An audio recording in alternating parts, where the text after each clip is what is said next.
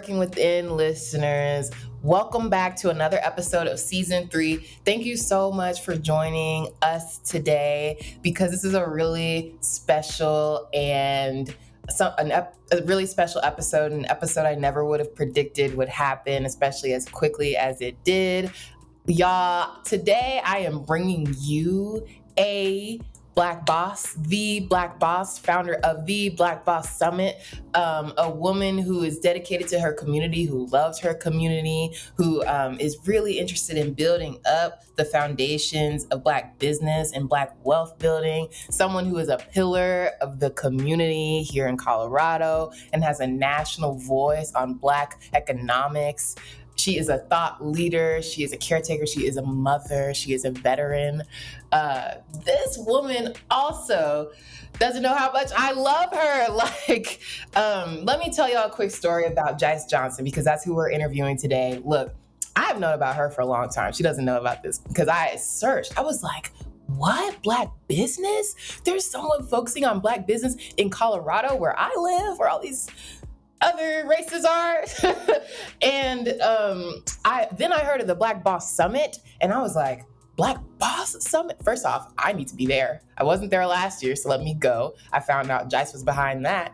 And then, slowly as I'm getting to interface with these powerful organizations in Denver, like the Urban Leadership Foundation of Colorado and so many more, I'm hearing her name over and over again. And I'm like, I got to meet her. But I had to work on my confidence because I wasn't going to reach out. I had talked myself out of it many times. So, I finally got the courage to guess her email. We have some mutual friends, but I did not want to do that because I really wanted to make it like, look, I'm coming direct. Okay. We're coming woman to woman. Guess her email. And she responded right back to me, y'all, because that's who she is. And you're going to see that. And she was like, hey, I'm booked because of course she is, but I can do this and this virtual or in person. I can make this work. Meanwhile, I had applied to speak at her summit. I had forgotten about that because just the way the time worked out and we got to meet. I told her we would work together. I was manifesting. I've been manifesting. Okay. And now Jice is here on Working Within. So anyway, I've been rambling, but just know, if you're feeling fangirl, it's that, but in a more, I don't know, whatever is a different word for that because it feels so extreme. But it's gonna make me blush. I appreciate that. Thank you for being on the show. So please, could you introduce yourself to our audience? You got to have the astrology, but just what do you do? Who are you? Tell us. No one has ever asked me to introduce my astrology on any show. So I really suck at making introductions of myself. So I'm going to try and do all the things that my coaches tell me I'm supposed to do. So, we'll test this out. So I am Jice Johnson. I am the founder and the CBO of the Black Business Initiative. I am also a work-life integration strategist. That is a new role that I'm stepping into because of my experiences that have really led me down this path. And I'm excited to share that because that's kind of a new space that I'm walking into as my world is evolving. I am from Oakland, California. Denver tries to claim me, but I'm not from here. Was not born or raised here. So to be clear, I am purely an implant, but the Denver community has certainly grown on me. I am a mom of 3. I'm a U.S. Army veteran. I do hold a bachelor's and a master's degree, business and in management and organizational leadership, respectively. And I'm a visionary. And I think that has been the title that I have resonated most deeply with. Because all of the other works that I've done, the Black Boss Summit, the Vision Board parties, launching and founding the community foundation, co-founding a venture fund, some of the other projects that I am working on, all of those things are birthed out of vision and being really clear about that vision. And so I think that's probably the thing that resonates with me most in terms of title. Visionary. And you know why, y'all? Because she's got 5 Pisces. No, I'm playing. Jice, what's your astrology? A lot of Pisces placements. I'm truly, truly Pisces, very Pisces. Very Pisces. I claim it wholeheartedly. Yeah. I'm working on the tattoo next. Oh my God, we can't open up a tattoo box because we'll go down that hole too. So we're going to talk about that. But oh my goodness. So y'all, um, first, I just have a question for the listeners. Have you ever heard of an organization in your community that is dedicated to uplifting Black business? Like, it's not a committee at a chamber, it's not a chamber, it's not a task force, and it's not one program of a nonprofit. Have you heard of an organization that dedicates all of their resources to that cause? All right. So, Jice, this leads me to my next question because we're going to talk about all of those pieces of your journey because they're so significant. But can you just tell us more about your founder's journey? Like, I know there's Black Business Initiative. You helped launch a foundation. Like, how do all those pieces like connect? You know, maybe you start by telling Black Business Initiative story. Maybe I don't know, but can you just bring us along with you? Yeah. So after leaving the military, I started doing a lot of different businesses. So I would have called myself like a serial entrepreneur. I did a little bit of Primerica, did a little bit of Mary Kay, did a couple other little things. But I launched a couple of my own businesses, but there was nothing that was really sticking. So there were a lot of things that I was good at, but there weren't things that I was necessarily passionate about. And so when the death of Trayvon Martin, the murder of Trayvon Martin occurred, around that same time, there was Tariq Nasheed launched the Hidden Colors documentary. And also I was a part of an organization called Shop Talk Live, and we were hosting like community conversations around different issues that pertain to the Black community. So there was kind of a lot of things that were happening at that time. And I had no idea how passionate I was about our community. It actually wasn't something that I had thought a lot about. The Bay Area is truly a melting pot. And so like I've grown up around a lot of different races. My mother is biracial. She's Japanese and Black. And so that I've always considered myself to be mixed until I didn't. Now I'm just like, I'm blackity black. But I am. My grandfather is Japanese. So like I had always been around a lot of folks. And during that time, I think I was shocked. Like I was appalled and shocked at some folks that I knew that were wildly racist or had these extreme biased thoughts. And there were words that I didn't have at the time. Like I didn't understand or have the words for like microaggressions. I didn't have words around some of the bias that I had experienced growing up and didn't even realize I had experienced growing up. So when these things happened, I started looking for a solution. And in the Tariq Nasheed documentary, Dr. Claude Anderson specifically speaks to the fact that the Black community is an underclass. He says that we will remain an underclass because we have a weak economic base. And I had no idea what an economic base was, what that meant. But the more that I started digging into it, I started to learn and understand that we live in a capitalistic society, that everything runs off of a profit here in this country, and that Black folks weren't profiting. Profit and ownership. And Black folks weren't profiting, and also we weren't owners. And so that really was the catalyst that just started me down this rabbit hole of research and information. And I felt like my world had exploded open. I was like, what is happening? Like, I've been Black my whole life. How did I not know the types of situations that we were really in and experiencing across the country? So I thought, what could I do? And I launched a workshop.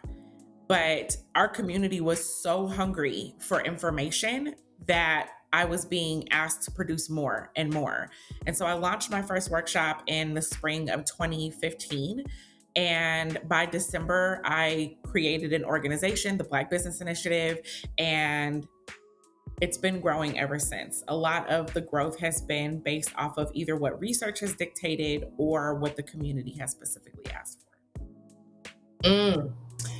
And the most admirable thing about this, well, actually, let me not even say that because I might listen back and be like, that's not the most admirable thing. But something I really admire about what you mentioned, Jice, is that you had this shock and appall, right? And like that happens to all of us. Like we don't all know everything going on in the world, even though it is our experience, right, that we might be having without realizing.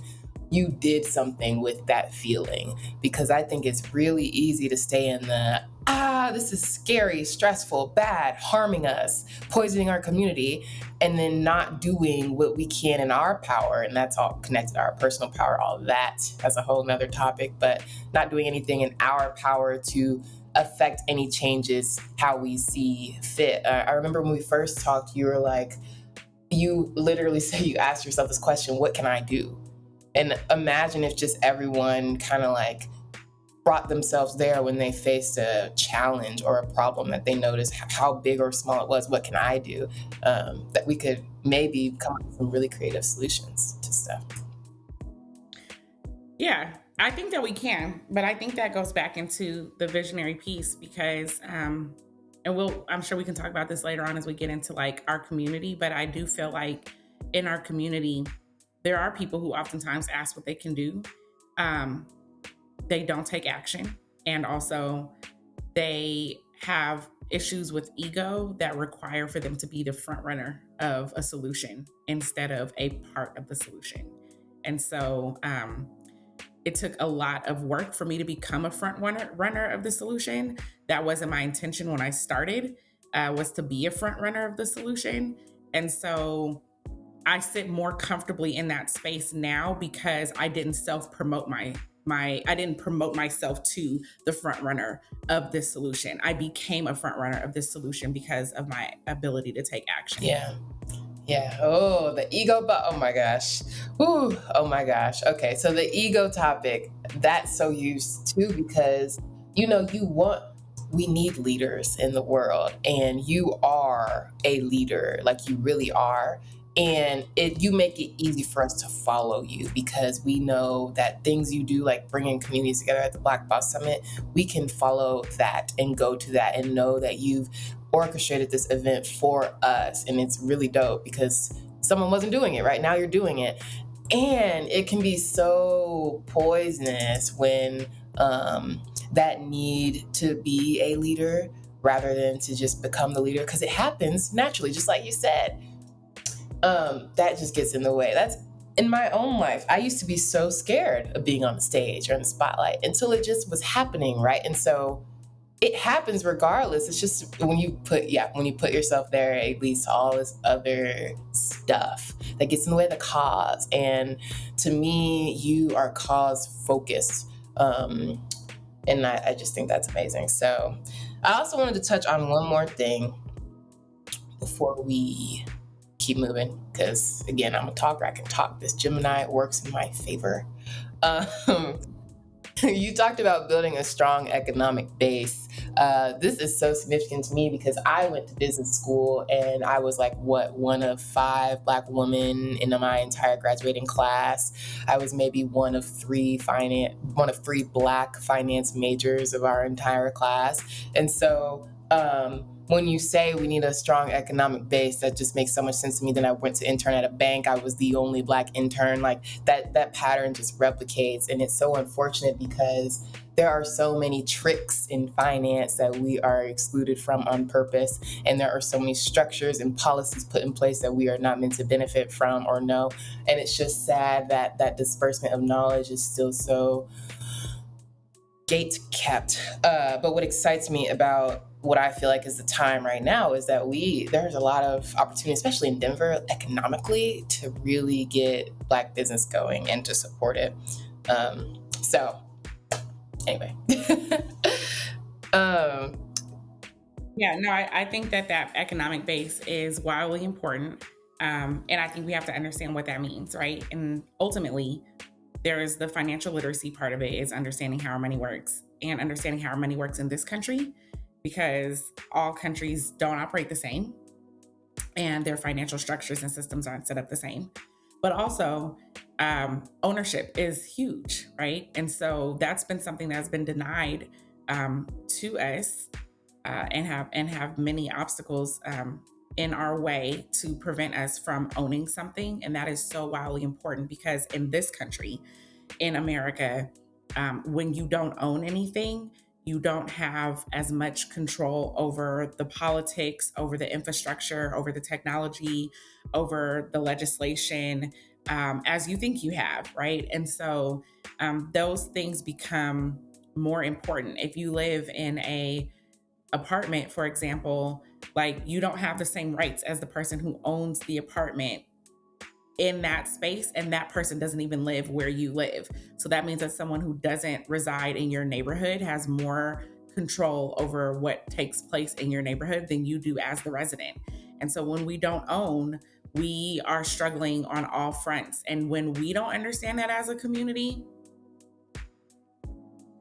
puts us in a really detrimental situation. It continues to leave us in a detrimental situation because we don't have the right information to fight back. So we don't know what we're fighting against.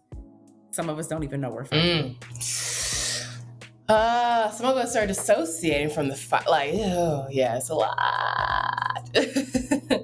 But we can do things, and what I find valuable is using anger, like that anger that, who are you to do, to be motivating, to inspire all the action, all the effort, everything I've seen. Because anyway, that ends now. But anyway, we can get more into some aspirations later. But I believe in money, so much money actually passing through the hands of our Black community and back to our Black community, in our Black community, in a cycle, not out, in. But let's keep moving with the question. I'm gonna ask you another question now, Jice. Okay.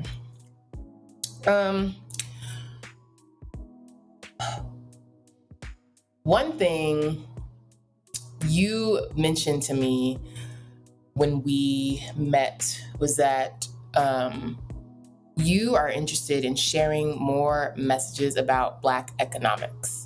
And you really have a lot of experience with others and partnerships through being an entrepreneur in knowing about Black economics. What are some of the things that make you the most upset about the state of Black economics?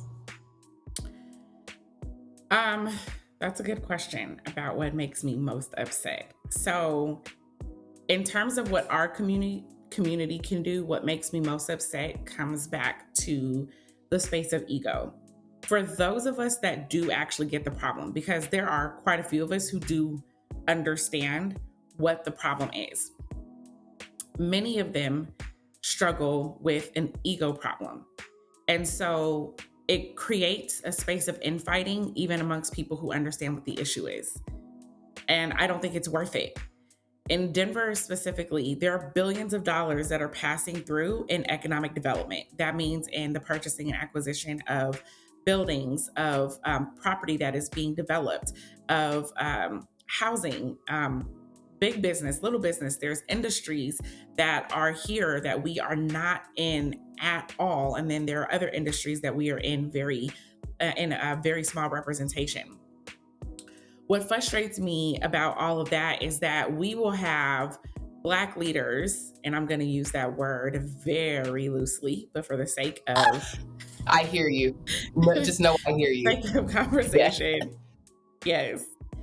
Black leaders that will spend more time fighting over $100,000 over a piece of a fraction of minuscule, like just such a small thing, that their focus and their energy is just causing more problems than it is solving them. And in Denver specifically, and I'm using Denver specifically because I think when you have a small place that you can create like a mini ecosystem, you have the ability to create models that you can scale across the country. But in Denver, where we have an overrepresentation of Black leadership in our government specifically, right? And I want to highlight that overrepresentation of our Black leadership in government. We have a Black mayor. We have Black councilmen. We have and women. We have the CEO of the largest airport in the country is Black. The person who's running RTD is Black. Like there's a lot of Blackness here in leadership, and the disparities for the Black community in Denver are getting wider. That is an enormous failure on the part of leadership to figure out how to move the needle forward from an economic standpoint within our community. It's appalling, actually. So that is a thing that really frustrates me.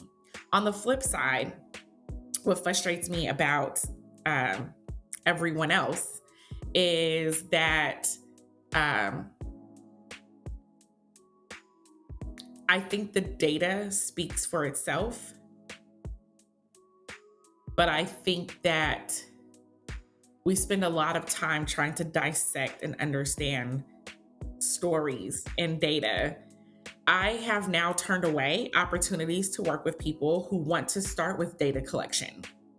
I just will not. We will not. There's enough studies. There's enough quantitative and qualitative. There are enough experiential stories and testimonies that can be shared that discuss the issues that we experience inside of our community. I will not start with data collection. We're not going to start with a study and let's figure this. We're not going to do that. If we're not solutions oriented and you are an ally, also a very loosely used term. If you are an ally and you start with data collection, like let's get to understand the problem better, we can't talk. I'm not there.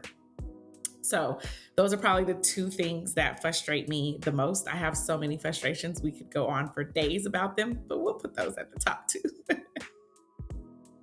I hear you though, because it's clearly just a huge problem. So of course there's many frustrations because the wheel is still not, changed. Like the wheel has not changed. It's been reinvented. But I think it has changed though, Charlyn. Like it's gotten worse. That's where the change is. It hasn't changed for the better. It's gotten worse. Oh. and I think that that's the thing, right? Is the more anti-racist and that we so-called become, the worse off that Black people are. Yeah, because we have to be less radical because there's more anti-race. Woo! And there are not a lot of people willing to say that either. So thank you for saying that. It's the truth. It is the truth, but I tell people all the time, we have had 24 years, 2.5 decades of Black mayorship in Denver, Colorado. Wow. And specifically in Denver, Colorado, the disparities are worse. Man. It's an enormous failure on the part of Black leadership. Yeah. And leadership, like you said, we're going to talk about that. I want to first touch on that data point. As a former current management consultant, that is an addiction that consultancies and consultants have, and I never had much patience for it. If you asked my former coworkers, they'd be like, Charlyn does not like doing data stuff. But that's because we have so much information. We have so much information already. It's an excuse to wait. It's an excuse to analysis paralysis. It's an excuse to overthink and to over-intellectualize problems because we have to find the exact right solution. It's really just a form of academic perfectionism. We all know perfectionism doesn't exist. It just keeps us slowed down and from executing, right? Even 100%. Entrepreneurs, you just got to start. You can't get it all perfect when you launch. You're going to learn anyway. And so especially when it comes to people's livelihood, income, happiness, ability to influence how the rules that they are governed by, and we are constantly analyzing. The Black community household income went down 25% over the past, just whatever. We know. So I totally agree with you there. And I think it's a waste of resources. And it's not like we have resources to waste. We've been sucking the planet dry. There's just all of that is connected, right? You see all the connections. And then there's lack of leadership. Now that, man, again, that's another topic because especially being a younger person, what I am now noticing in leadership just makes me sad, actually, because most of the people I meet who have positions where they supervise or manage, I witness the absence of leadership. And I think that causes a lot of problems. Even removing this from the Black economic issue, that causes a lot of spiritual issues. And it poisons everyone around you when you're a leader who's in it for themselves or overly focused or greedy, focused on money, or can't empathize. Like, as a leader, that is your duty to serve. And so Right. that is a sad reality of Black leadership in Denver, that soulfulness that can drive us and really help us do good stuff for each other is not there. And then the infighting. Only a few of us can succeed. Only a few of us can be at the front. We are fed that, right? Like, that's our miseducation of the Negro, something I'm reading right now, so bear with me. But that's our miseducation, thinking that there's only one of us that can be in the house. That's literally slavery. And it's just really sad that it's still here, right? It's still here. Only two of you can be in the house. One of you mess up, someone's coming out, I'm going in. It's just like, we have so much power. Well, it's two things. It's propaganda and it's a scarcity mindset. Yeah. And so, one, the scarcity mindset tells you that there's a lack of resources. It tells you the pie is only so big. And so I've got to get as much of the pie as possible. It doesn't tell you that the pie can just grow larger. But the propaganda piece of that, in terms of how we think, is very real. I think we don't talk enough about propaganda in our community. We don't have a strong understanding of what it means to have that conditioning, and how that conditioning plays itself out in our everyday lives. And so where that conditioning is most detrimental, in my mind, does come into the space of Black leadership. And it's not just like leadership by position. I mean, you could have a door open for you inside of your workplace, and we are conditioned to specifically shun away the idea of opening up that door wider and letting more of us into that space. We don't want it to become too Black. We don't want it to be, too ghetto. We don't want to be overrun. We don't want to be overlooked. We think that more of us are going to stop our own progression. And in some cases, those things have happened, but they haven't happened naturally. They've happened artificially. And so if we don't understand that it's not a natural phenomenon, that if there are a ton of us in one place, that it will cut off our opportunities, that those cut off opportunities are artificially imposed on us. And that is the problem, not each other. And that's what they want us to believe. And don't we want to think for ourselves? We do. We do. That infighting is so real. There's nothing worse than someone just not, yeah. All right. So what do you think? We talk a lot about action. I think we're both pretty passionate people. I already told you I'm trying to be you when I grow up, Jice, but I don't mean it exactly like that. I mean, but I care about Black money. And so what are some of the first type of actions or suggestions you'd have for someone who also cares about Black money, Black wealth, Black economics, Black politics? Whether they are, I'll give you two use cases. So one, like Black community member, and then everyone else. So from the community member perspective, or like for us, right, as the individual, I think we have to reframe our relationship with entertainment versus information. Like, financial literacy is not sexy. It's not fun. It could be fun to talk about somebody getting money, right? Like, it's fun to talk about somebody getting money and they got the new car and they about to go do this and, all the new things that they got, right? Like, there's fun in that.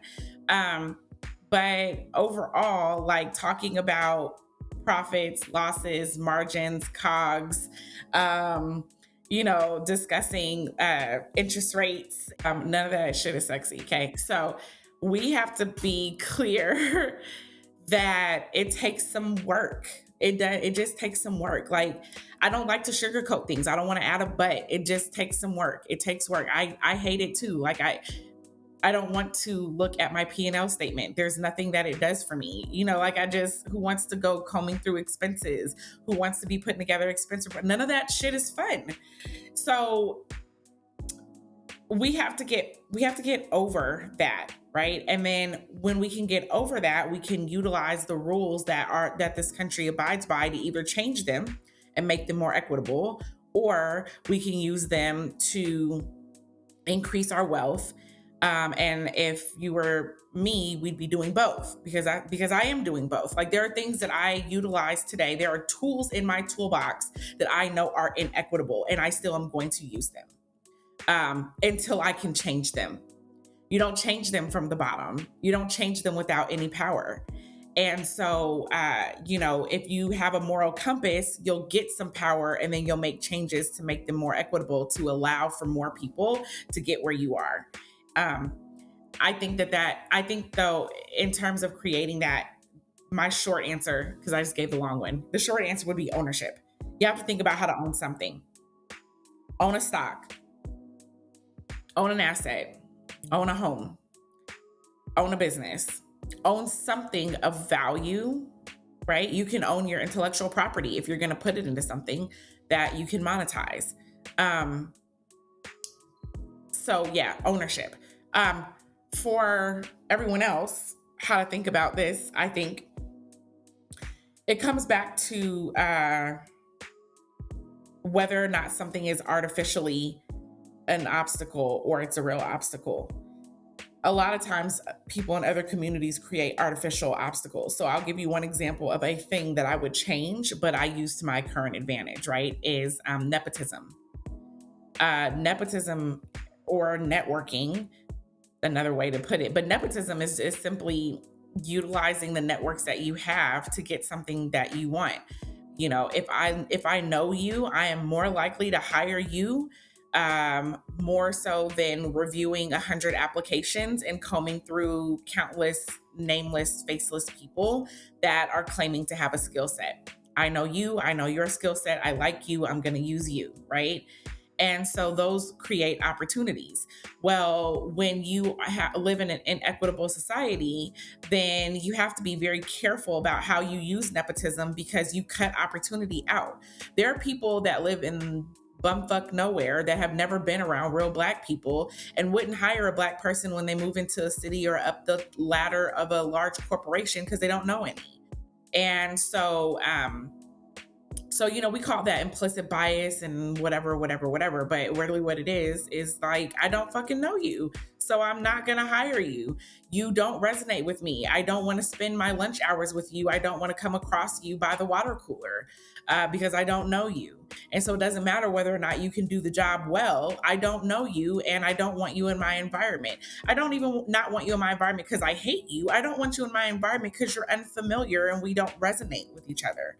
And so that space of nepotism that is allowed to exist now, right? And so you could have called it more, you could still call it racism. And in a lot of ways it is, because racism is actually systemic. But the reality of it is that there's a significant amount of white people that are walking around that just ain't even gave Black folks two thoughts. There are definitely those that have given us a lot of thought, a whole lot of thought. They hate our guts. But the reality is there's a lot of white folks that just they've never even had to think about us. They live in an all white town. Like, they don't even, it's not even a thought other than whatever they see on TV and in the news, right? So some of it is not like I am out here to be hateful and racist. I just don't think about you. You're not in my space. And if I came across your resume, I'm not going to be interested. Because you're unfamiliar. So they need to think about that. You're unfamiliar. And I'm not saying that's right. I'm saying that that's how they protect themselves. What we do on our side is we try, some of us try to assimilate. And so, we'll come across Brad's name or Ken's name and we're like really excited because, we want to invite them into our space. But they're pretty unapologetic about it. And so are other communities, the Asian community, in totality. Like, it doesn't matter which ethnicity you want to pull from within the Asian community. Same thing with the brown community. Um, the brown community is also wildly okay with being unapologetic. We struggle with unapologetic movements. And so other communities, that's what they need to do. They need to really change that culture of nepotism. We talked about power and how, yes, in a lot of ways it's been exploited. That's how we are here now. And also, it is the reason and it is the energy we can use to change things and influence things, especially in our favor, especially for community favor. And I just know personally having a powerful energy or a personal power, being connected to my personal power, I used to be really afraid of that because it can come with a lot of energy as well that you receive. And I'm glad that you mentioned power, because that type of affirmation that, yeah, you can gain power, you can strive for it, you can seek it, and know that you can use it for good. Power is not inherent with like evil. And I think that is a kind of propaganda that we've received as well, so that we don't go for it, even though there's so many people going for it abundantly all the time and then not using it to affect changes for our community. So thank you for touching on that too. I want us to talk about this for a second, because I did attend my first Black Boss Summit this year, and I thought it was amazing. It was the 6th annual, and I know you had the vision for that and executed that. And but for the listeners who didn't get to make it / will be there next year, could you just tell all of us a little bit about what the summit, right, call that out. Yeah, about what the summit is, what you can expect, and just your thoughts and reflections from the past year. Yeah. So I started this summit 6 years ago, whatever year that was. I think that's 2017, 20 something. The thing that had frustrated me was that the time that we see the Black community gathering was for like award shows and galas and things of that sort. So I speak specifically to that because it's not a hit on galas or award shows or any of that. But when you go to an award show, you're celebrating someone. Typically, when you go to galas, they're fundraisers, right? So you are showing your support for an organization and its endeavors. What I was not seeing was a space where Black people were gathering to make an investment in themselves. And so the summit in my mind was that what I wanted to be really clear was that we were going to be providing tangible, tactical information, things that you can touch, things that you can do inside of your business to help you get to your next level. So I was really driven by making sure that this stood apart as an actual business conference, not as like I said, not as a gala, not as an award show, but it's a business conference. You are there to grow your business. You are there to grow your social capital. You are there to find opportunities and deals and, see where you can partner and gather up resources and shake hands with the right type of people who can help you move your business forward, and also to learn from experts that look like us. And so that was the reason behind starting the summit. And, I think it's just grown. It's grown. It's actually grown like bigger than what I imagined. And now I have like a bigger vision. And so, just like it keeps getting bigger. But the first summit started with 50 people. We sold out all 50 chairs, which I was like really surprised. It also was like $50. So it was like, it made no money. And it was a heavy lift because I had my son. And so I was a couple months postpartum, and I ran that whole day. We had breakfast, we had a reception or a lunch, and we had swag bags and just all the things that I could think of that would be valuable. And so it's really grown and evolved every year. I feel like it's been different. So there have been components that we've kept, and also components that we've removed, and components that we've added. And I don't still feel like I have like the right mix, but I feel like we've provided over and over again valuable opportunities for the Black community to convene in a way that's just purely positive. Like, it's for us, it's by us, it feels good when you walk in. We're in the building, and we're not in like, we ain't in no shabby ass building either. Like, that's been a big thing. And so when I did this, like, that was one of the other parts, was like the representation, right? And like some of the stuff that we don't know on the back end, like one of these hotels that I'm like in active dispute with right now because they do racist things. But the concept is we belong in the top-notch spaces with amazing service and, in fabulous facilities that feel really good when you walk in. I've walked into conferences before, and it's immediately, I can tell I'm one of the only ones here. They're playing like some, I don't know whose band, like the way that people are dressed, you know what I mean? Like, they're dressed in some shit that I would never wear. There's a bunch of, Subarus in the parking lot, right? It's like, I don't know where I am. I mean, I know why I'm here, right? I'm here to learn something, but the environment is never amazing and it doesn't feel good. What I feel good is I've walked away with information that I think can help grow my business. Well, I want to combine those things. I want to combine what feels good, what feels like it's aesthetically pleasing to us, what feels like it, is a space that is for our community. And I also want you to walk away with some shit to apply to your business. Yes. And can I just say, I am a walking testimony of that when you mention, shake hands with the right people.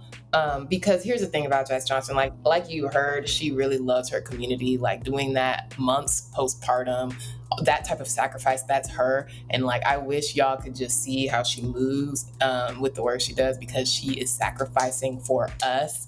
So that's just the type of woman she is. And just know, like, she blesses me so much for many reasons, but just one of the ways she's blessed me recently is by putting me on one of those stages. And I walked out of that conference not having met someone in the audience per se, but having thereafter signed my first 12-month contract with my business because we met at that summit. Yes. And it's exactly what she just said, right? That's exactly what she just said. Making sure you shake hands with the people that can support us, that look like us, that are there to invest in their businesses. That is literally what happened, and it happened in our community. Those dollars are in our community. And I just think that's so powerful. So literally everything she said, that's the truth. You didn't even tell me that. Thank you. Like, those are the things that just help to validate like what that work is for, because it's really a labor of love. Like, Black folks don't want to pay for no value. So the amount of time that I spend trying to make sure that we have enough sponsorship just to host something that's fucking fabulous, like, it always warms my heart when I know that like somebody came out of that situation. One of our keynotes, Marquel and Andre, I went to Atlanta, and next thing I know, someone's tapping me on the shoulder like, I'm here in Atlanta because of the Black Boss Summit. I was like, what? Like, those types of things, like seeing the testimonies, those are the things that just make me say, okay, keep going, because it's providing opportunity. And if it wasn't providing opportunity, I would need to pivot. So thank you for sharing that. I didn't know that you got that. That's exciting. Thank you. Of course I did, because you blessed me and put me on that stage. So anyway, we could talk about that. I cut myself off, but just know Jice blessed me. That's not even the only time she blessed me during that conference. But she sacrifices, and that's leadership, right? Like, because we talked about earlier, like, there's a lack of leaders, or we didn't say that, but like leadership, in quote, because there are a lot of leaders. But what are you sacrificing? Like, what are you serving? Who are you serving? Are you listening to what they need? Are you providing these people what they need? And I think this type of service, and facilitating these types of transactions and energy flows and partnerships is like, that gets rid of the infighting, right? That one step at a time, that gets rid of the infighting. We're seeing each other and we're in an empowered community. One word you did not use to describe the conference is extremely empowering. I have my little notebook. I was writing down quotes from Mr. Bailey, from Andre Marquel. I was writing down my quotes. He's phenomenal. Okay. And because I am one of those people, I grew up in Europe for 7 years. Like, I was around white people my entire life, but right now I'm reading. So my Black education was extremely limited, but that's not something that needs to limit me, because, from that conference, hearing Dr. Ken Harris, for example, I'm reading The Miseducation of the Negro, Powernomics, because I was extremely miseducated, right? But not anymore. Like, that cannot be something I was using as an excuse. One quote I want to really emphasize already from the first 2 chapters of The Miseducation of the Negro. This book was written so long ago, before we even had as many degrees as we do now as a Black people. He said, all of the institutions by which you can get degree, all of the best institutions you can get a degree from, make us no better at serving our community as Black people. Make Black people no better at serving themselves. That part. Right? Because we have It's so true. Right. Wildly true. And that hit me, because I was like, yep, like my degree didn't tell me anything how to do that. And yeah, so just that is really just becoming a huge, huge thing to me. And I think, but the summit does that. Like, the summit does that, like, that's not miseducation. That is teaching us how to serve ourselves and our community better, and Black people better, and be better to ourselves. So, this is a great interview. Thank you for doing this. Oh, thank you for having me. All right, I want to talk about work-life integration, Jice, because I have seen you in action, and listeners are hearing it, right? So they know you. I mean, there's so many things you've done we haven't even talked about. Y'all, she helped launch the first Black Community Foundation in Denver. Is that correct? That's right? What? Hello? Like, and that's in addition to the Black business. That's in addition to the summit. That's in addition to everything else that she's doing, because I'm going to miss it. So let me not even try to get them all, right? But can you tell us more about this new season you're stepping into with work-life integration? Because the thing about being a great leader is extremely exhausting. That's how you know you're doing it right, because you're serving all the time and for so many people, and that's exhausting. Right. So tell me more about how you've arrived there and what you're looking forward to doing. Yeah, so how did I arrive at work-life integration? Truly through experience. So I am a mom of 3, and I've been doing this business with kids. So I had a kid already. I had my oldest, she's at the time of this, she's 16. And when I had her, I was already doing business back in Atlanta, and I would bring her with me. So I'd have my little car seat, and, she'd be right there. I value that experience because if anyone had anything to say, they never said it to me. So it was welcomed that my daughter was my top priority, and also I'm a businesswoman, and I have to do both. And that was valued there. When I got here, so when I launched the first workshops in 2015, I found out it was a 6-series workshop. So in the second part of the series, part 2, I found out I was pregnant. So I pretty much launched the entire Black Business Initiative pregnant twice, because then I had my daughter in the top of 2016. I got pregnant again at the end of 2016, and I had my son in 2017. And so, and then I nursed all the way through his first year. So I was nursing all the way until 2018.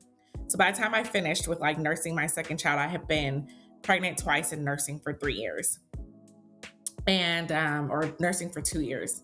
And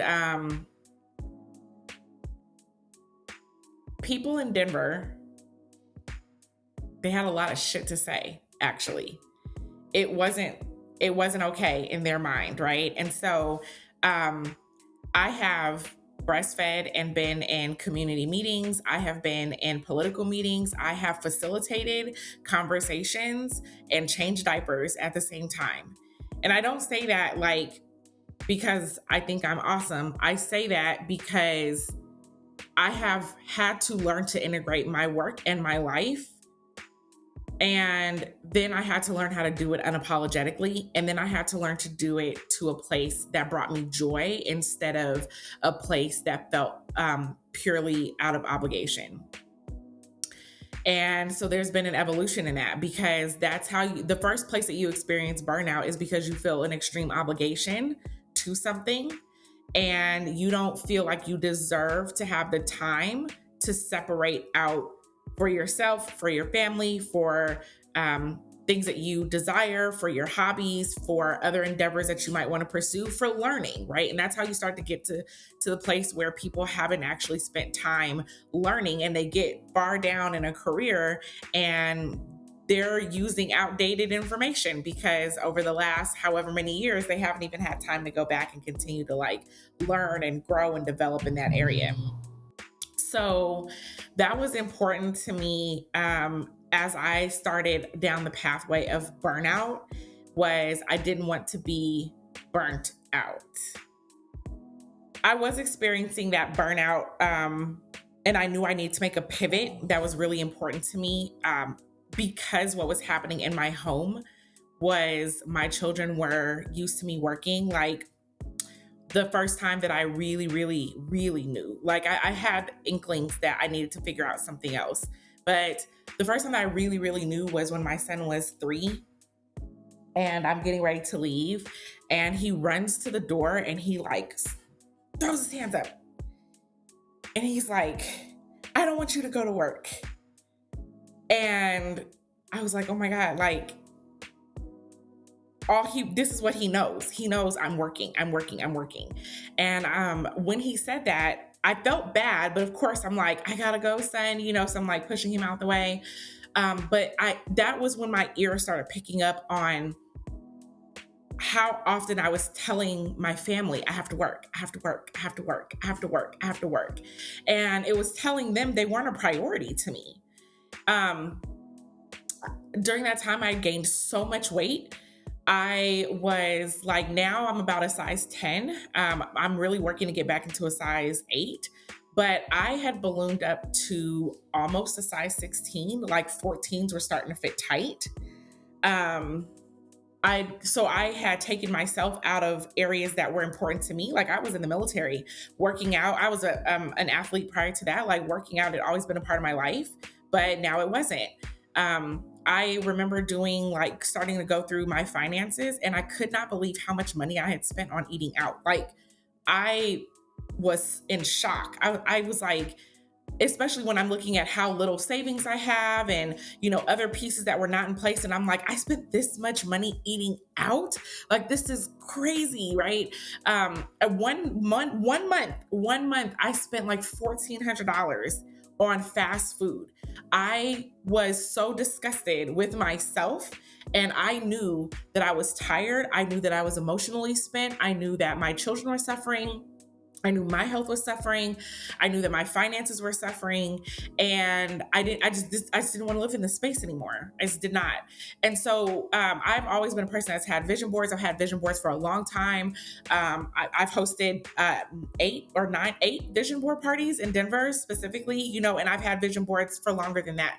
So I've always been a person that's like set goals and gone after them. And what I realized is that my goals had been predominantly focused in on things I wanted to do, not who I wanted to be, not how I wanted to show up, not how I wanted others to perceive me, not even the legacy that I wanted to leave, right? And so like, it's kind of, it can be cliche if you've ever heard that story of the dash, like you're born here, you die here, there's this dash, and what do you want the dash to say? But it's really like, if you really, really think about it, it's such a telling concept. What do you want the dash to say? And at that moment, if I had passed away 2 years ago, the dash would have been my mom worked a lot for my kids. Like, that wasn't the legacy that I wanted to leave for these little people who I love more than life. And so it's been a process, and that's how I started getting into that strategy work, because some of it has been mindset shifts. Some of it has been identity shifts. Like, how do I identify for myself? How do I show up? And then how does that translate into what I do on a day-to-day basis? How does that translate into how I handle when I fall off the track? Because I do. Like, my weight loss journey has been very up and down. I have had months of consistency, and then I've had months of inconsistency. And how do I respond to that when I'm back in that space, right? So that experience has led me to a place where it's not that I don't work hard, but I really believe in working hard and playing hard, and I believe that those things need to be integrated. And I think that there are a lot of spaces and ways to do them, and I've experienced a lot of spaces and ways to do them. I just took a trip to New York. It was a business trip. I clocked in an extra day, so I my business trip was 2 days. I spent 3 days. And that first day that I arrived early, and these are the types of things when you're talking about like strategy, how do you do that? Well, I had been traveling a lot. I knew I was going to be tired. So arriving early is strategic. It gives me an opportunity to get checked in. It gives me an opportunity to rest so I can be fully present for the work at hand. It also gave me a little bit of time to do some sightseeing in a place that I hadn't been before. It also gave me an opportunity to sit down that night for dinner when there was nobody else from the conference in town. And I was able to just sit and breathe and have a drink to myself and, decompress before gearing up for a full day conference the next day. It also gave me an opportunity to schedule out a couple of small strategic meetings that I knew I didn't have to be in place for. And so in that time, I got to travel someplace new. I got to get a little bit of rest. I got to have some cool experiences. I got to do a little sightseeing. And then I was there for a conference in which I got to continue to build my social capital and my network and learn. And I came back, with prizes and treats for the kids. So, it's like there's ways to integrate what it is that you want to do and how you want to live and how you want to show up without thinking about it in a space of balance, but more in a space of alignment. I love that. What you just said about balancing all those things and being able to do all of them in that trip sounded like cake. Like it tastes like cake. It's like a piece of yummy cake you can have when you're able to be strategic with your time. And also, like you said, not feel overly obligated to that one thing that makes you sacrifice everything else. Because I know that's real. And what you said about identifying who you want to be rather than like what you want to work on or what you want your job to be, I think it's so important because that's part of our miseducation. We're taught to think in what job do you want after you graduate? What role do you want to fulfill in the workforce? And instead, there's a lot to realize about ourselves and our identity and our spirit through asking that question. And as you said that, I was like, that question. Wow. So how are you helping people work on that, Jice? How are you helping people work on work-life integration? So you can work with me. I'm launching a call every week that you can join for free. You do have to register. That is the exchange. I get your information and you get my information. So I do have a weekly call, and then I do have some workshops. And other than that, I'm launching a program. So the program is not launched yet, but if you are interested, you can go ahead and get in contact with me so we can see if my program would be a good fit for you. And then once the program launches, we'll be rolling. And I hope to have more of us in a space where we are enjoying life and still knocking out our goals. Yes. So. Work hard, play harder. Oh my God. Because that's the only.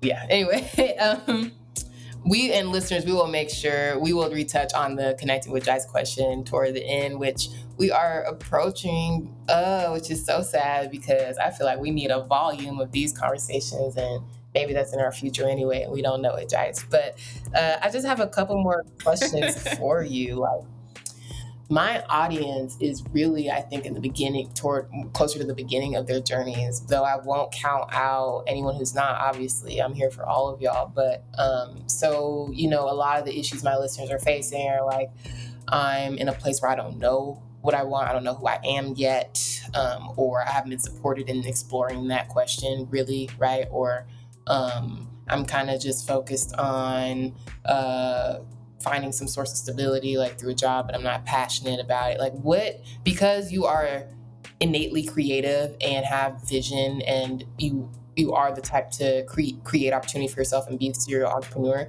What type of advice do you have for anyone who's in the beginning of that space? Like they know they want to be creating or doing more or just advancing. Like what are some of the steps that you took to kind of just start? Yeah. Fun steps, I feel like. So, one, let me just start with, I think we need to have so much more grace for ourselves. Let me just start there. We just need to have grace for ourselves. Um, so the one thing that I want to make as contextual to this is real conversations with yourself. So a serious like pillow talk, come to Jesus, whatever. When you are figuring out what is it you want to do, you have to make a determination whether or not you lack grit or whether or not it truly isn't for you. So you have to ask yourself that question. That is a preliminary. That's a contextual. Like everything that I'm going to say after that fits in the box. Are you lacking grit, or is it really not for you? Yeah.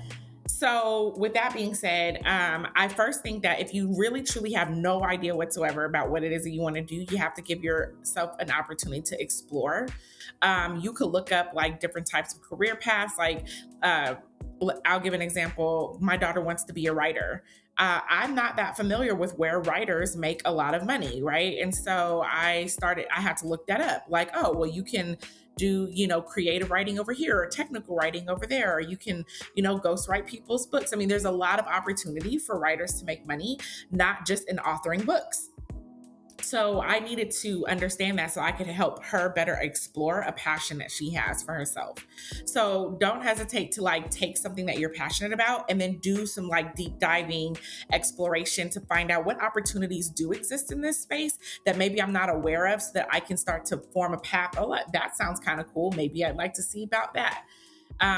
Also, experiential learning is probably the fastest way to like close gaps. So if you want to do something, just try it or expose yourself to it. And that can be done through any number of things. Like you can look at internships, you can visit, you can reach out to people. It's interesting that you said that you were nervous about reaching out to me. I need to figure out, like, maybe it's my resting bitch face. I got to figure out like why people don't want to come and talk to me. Cause you are like the third person recently who has told me like I was nervous to come and talk to you. And I was like, but why? But I say that because I have experienced a lot of things by just going out, and talking to people. When I went to Miami and I saw Marquel and Andre speak, or Marquel speak, I didn't hesitate. I literally didn't hesitate. I immediately got in line and said, hey, I need to talk to you.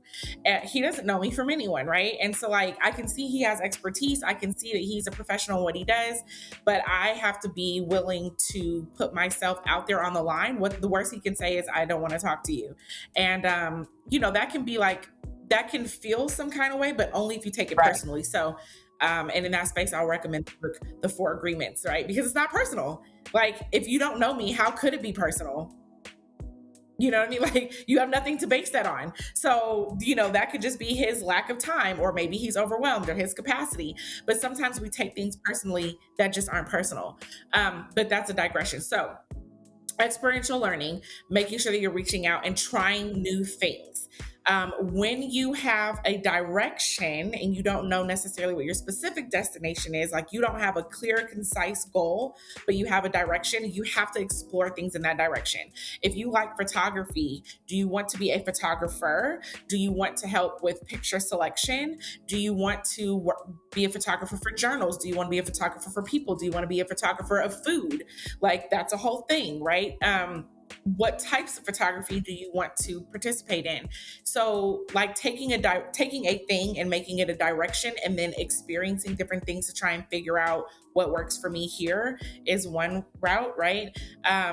Or you can have a goal and you could go for it. Like when I did Primerica, obviously financial literacy is something that's important to me. That was how the company was presented to me, as a financial literacy company. I got involved, right? And I built myself up. I went and took licensing exams. I got licensed as insurance agent. I passed one of my series investment licenses. So I passed my series 6. I never passed my series 63. That's why I never got the full investment license with Primerica. But like I got actively involved, and then I determined that this wasn't the space for me. And so I never left the space of financial literacy, like Black business, Black economics. It's all around finance. It's all around money. But I no longer sell insurance. And so in all of that, you have to be okay to change course. But here's the thing: I went really high and far in Primerica because I have grit. So when I changed course, I felt comfortable that I wasn't just quitting. This just wasn't the thing for me. And then you can stand in that. So one of the things you have to be careful about when you're starting out with something, and this will be the last piece that I add, is how you can damage your reputation when you start and stop. So when I decided to leave Primerica, and I'm using them as an example, I had multiple businesses that I had started and stopped. But when I did, I had very clear, concise reasons for why I was stopping, why these things weren't the thing for me, and what thing that I felt like I needed to pivot towards so that I can continue this process of understanding, what was for me. When you are a person who doesn't follow through with your word, or you're a person who just quits a lot, you can damage your reputation. So you want to be careful in how you're representing when you're starting. You can tell people, I'm exploring this path. That's not the same thing as saying this is something that I'm doing and I want you to buy into me and then I quit. So be careful with your reputation. It can be rebuilt, but it's the same way as when you break trust with someone. You can rebuild trust, but it's a hard road to rebuild. So when you break your reputation because you are known for starting, stopping, that can be detrimental. What you want to do is you want to tell people, I'm exploring. Yeah. So that they don't feel like you have this commitment to something that you're not really committed to yet. And that way you don't damage your reputation. Yeah. So hopefully that's helpful. That's very helpful. Yeah, because little Miss Quitter over here. No, I'm playing. But for spaces that weren't for me, I know I have grit. But that's a real question. That is a real question. Because things don't work out for a reason. And also there is some of that making it work. The grit, like you mentioned. Yes. Oh, Jice. We've talked about everything under the sun, huh? No. I want to end this interview by, I want you to please let us know how listeners can receive your content, see what you're doing, follow your organizations and connect with you. And then if you wanted to share anything else on your mind too, I want to open that up for you as well. Thank you. Will connect with me at Jice Johnson, pretty much on LinkedIn, Facebook, and Instagram. I'm kind of sort of on Twitter. I'm trying to Twitter more. I'm trying to get there. That's probably not the best platform, but I'm working on it. Like if you follow me on Twitter, maybe it will make me more active. But yeah, you can find me at Jice Johnson on Instagram, Facebook, and LinkedIn. You can also follow the Black Business Initiative at BBI Professional on all 3 of those platforms as well. If you absolutely need to email me at community@bbiprofessional.com. And my assistant will help you get in touch with me if you're serious. But you can DM me. I do try to return DMs. So there is that. Also, I will be having my website launch out soon. So there'll be other ways to follow me soon around like my content and things of that sort. They're not quite there. But if you DM me, I will send you the link for my call so you can get registered and connect with me every Wednesday at noon Mountain Time. You can connect with me, and over our lunch hour, we'll talk about work-life integration strategies, and I'll answer your questions around that. And I don't think that I have something specific that I want to leave. I think this was an amazing interview, and I don't think of myself as old, but in comparison to you, I will just say that you absolutely warm my heart with your tenacity and all that you do. You are so intelligent, such a bright light. You are amazing. And I am very glad that we have had an opportunity to get to know each other. Jice! Oh my God. Okay, thank you. Thank you. You know I'm emotional. Thank you very much. I appreciate you. I appreciate you so much for so many reasons.